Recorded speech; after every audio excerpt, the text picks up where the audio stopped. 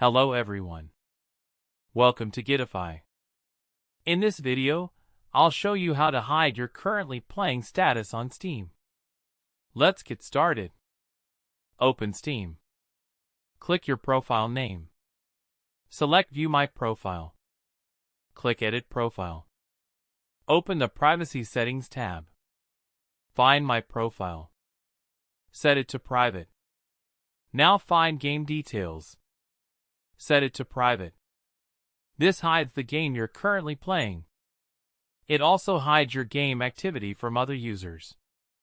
If you only want your friends to see your profile in games, choose Friends Only for both settings instead. Your changes are saved automatically. There's no Save button to click. That's it.